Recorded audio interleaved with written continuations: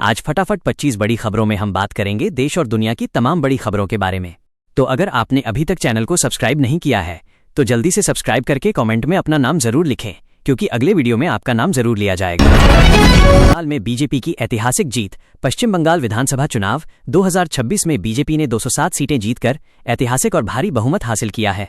इसी के साथ 15 साल बाद ममता बनर्जी की टीएमसी सत्ता से बाहर हो गई है। प्रधानमंत्री नरेंद्र मोदी ने इसे लोकतंत्र की जीत बताते हुए कहा कि चुनाव में विकास और सुरक्षा के मुद्दे काम आए हैं। हालांकि कई जगहों से चुनाव के बाद हिंसा और तनाव की खबरें भी आ रही हैं। वहीं कोलकाता के न्यू मार्केट में बुलडोजर एक्शन भी देखा गया है। माना जा रहा है कि नई बीजेपी सरकार 9 मई को शपथ ले सकती है। तमिलनाडु में टीवी के चीफ विजय का सरकार बनाने का दावा। तमिलनाडु में अभिनेता विजय की पार्टी टीवी के 108 सीटों के साथ सबसे बड़ी पार्टी बनकर उभरी है। विजय ने गवर्नर से मुलाकात कर सरकार बनाने का दावा भी पेश कर दिया है। इधर कांग्रेस ने शर्त रखी है कि अगर बीजेपी का समर्थन नहीं लिया जाता है तो वो अपना समर्थन दे सकती है। इस नतीजे ने डीएम के गठबंधन को बड़ा झटका दिया है और द्रविड़ राजनीति में एक नए दौर की शुरुआत हो गई है। जालंधर में बीएसएफ हेडक्वार्टर के पास ब्लास्ट। पंजाब के जालंधर में 5 मई को बीएसएफ हेडक्वार्टर के बाहर एक बड़ा धमाका हुआ है, जिसमें एक डिलीवरी बॉय घायल हो गया। सुरक्षा एजेंसियां और पुलिस तुरंत जांच में जुट गई हैं और इसमें आतंकी एंगल भी तलाशा जा रहा है। इस संवेदनशील इलाके में हुई घटना ने सुरक्षा चिंताएं बढ़ा दी हैं। कोलकाता न्यू मार्केट में बुलडोजर एक्शन। पश्चिम बंगाल में चुनाव नतीजों के ठीक एक दिन बाद 5 मई को कोलकाता के न्यू मार्केट इलाके में बुलडोजर चलाकर कई अवैध निर्माण गिराए गए। प्रशासन का कहना है कि ये सिर्फ अवैध निर्माण हटाने की कार्रवाई है, लेकिन इससे स्थानीय लोगों में काफी आक्रोश है। टीएमसी कार्यकर्ताओं ने इसके खिलाफ जमकर विरोध प्रदर्शन भी किया है। फिलहाल पुलिस ने स्थिति को नियंत्रण में रखा है। मुर्शिदाबाद में लेनिन स्टैच्यू तोड़ा गया। पश्चिम बंगाल के मुर्शिदाबाद के जियागंज में एक भीड़ ने दशकों पुरानी लेनिन की मूर्ति को तोड़ दिया है। इसे चुनाव के बाद हो रही हिंसा का ही हिस्सा माना जा रहा है। इस घटना को लेकर बीजेपी और टीएमसी में आरोप प्रत्यारोप का दौर शुरू हो गया है। फिलहाल प्रशासन ने जांच शुरू कर दी है और इलाके में भारी सुरक्षा बल तैनात कर दिया है।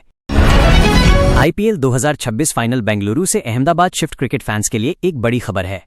आईपीएल 2026 का फाइनल मुकाबला अब बेंगलुरु की जगह अहमदाबाद में खेला जाएगा। बीसीसीआई की आधिकारिक घोषणा के अनुसार स्थानीय जरूरतों के चलते यह बदलाव किया गया है। अब धर्मशाला में क्वालीफायर 1 होगा और न्यू चंडीगढ़ अन्य मैचों को होस्ट करेगा। बेंगलुरु अब प्लेऑफ से बाहर हो गया है। नासिक में टीसीएस से जुड़े केस में नीदा खान गिरफ्तार। नासिक में टीसीएस बीपीओ यूनिट से जुड़े एक मामले में 25 दिन से फरार चल रही नीदा खान को पुलिस ने गिरफ्तार कर लिया है। उन पर सेक्सुअल हरासमेंट और धार्मिक दबाव डालने के गंभीर आरोप हैं। महिलाओं की शिकायत के बाद पुलिस की जांच जारी है और आशंका जताई जा रही है कि इस मामले के तार मालेगांव और मलेशिया तक फैले हो सकते हैं। सुप्रीम कोर्ट जजों की संख्या बढ़ाने का फैसला। देश की न्याय व्यवस्था में तेजी लाने के लिए कैबिनेट ने सुप्रीम कोर्ट में जजों की संख्या बढ़ाने को मंजूरी दे दी है। अब चीफ जस्टिस सीजेआई समेत जजों की संख्या 34 से बढ़ाकर 38 हो जाएगी। कानून मंत्रालय जल्द ही इस प्रक्रिया को आगे बढ़ाएगा, जिसे कानूनी जानकारों द्वारा एक बड़े न्यायिक सुधार के रूप में देखा जा रहा है। पश्चिम बंगाल चुनाव में वोटर लिस्ट विवाद। पश्चिम बंगाल चुनाव में वोटर लिस्ट को लेकर एक बड़ा विवाद खड़ा हो गया है। विपक्ष ने आरोप लगाया है कि करीब 90 लाख वोटरों के नाम काटे गए हैं, जिससे सबसे ज्यादा प्रभाव मुस्लिम समुदाय पर पड़ा है। बीजेपी की जीत पर विपक्ष ने सवाल उठाते हुए इसे लोकतंत्र पर हमला बताया है। वहीं चुनाव आयोग ने भी इस मामले पर अपना जवाब दिया है। उत्तर प्रदेश में नई लॉजिस्टिक्स परियोजना। उत्तर प्रदेश के ग्रेटर नोएडा में एक बड़े लॉजिस्टिक्स हब का काम तेजी से चल रहा है। केंद्र और राज्य सरकार के इस संयुक्त प्रोजेक्ट से राज्य में रोजगार और कनेक्टिविटी दोनों बढ़ेगी। यह आर्थिक विकास और उद्योग क्षेत्र को बढ़ावा देने की दिशा में एक बड़ा कदम माना जा रहा है। दिल्ली में सड़क दुर्घटनाओं में वृद्धि। दिल्ली में सड़क दुर्घटनाओं के मामले तेजी से बढ़ रहे हैं। 2024-25 के आंकड़ों में रिकॉर्ड दुर्घटनाएं दर्ज की गई हैं, जिसके बाद नियमों को और सख्त करने की मांग उठ रही है। ट्रैफिक पुलिस लगातार जागरूकता अभियान चला रही है और सरकार ने नए नियमों की घोषणा करते हुए लोगों से सावधानी बरतने की अपील की है। आयुष्मान भारत योजना का और विस्तार। गरीबों को मुफ्त इलाज देने वाली आयुष्मान भारत योजना का अब और विस्तार किया जा रहा है। ये योजना अब और भी राज्यों में लागू होगी, जिससे लाखों नए परिवारों को सीधा फायदा मिलेगा। केंद्र और राज्य के सहयोग से देश की स्वास्थ्य सेवाएं और भी मजबूत होंगी।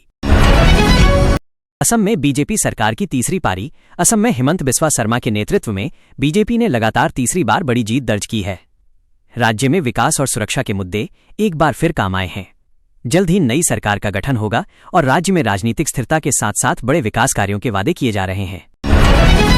बेंगलुरु में भारी बारिश का असर। बेंगलुरु में भारी बारिश ने जनजीवन अस्त व्यस्त कर दिया है। अप्रैल मई में हुई रिकॉर्ड बारिश के कारण कई इलाके जलमग्न हो गए हैं और ट्रैफिक बुरी तरह प्रभावित हुआ है। प्रशासन ने ड्रेनेज साफ करने का काम शुरू कर दिया है।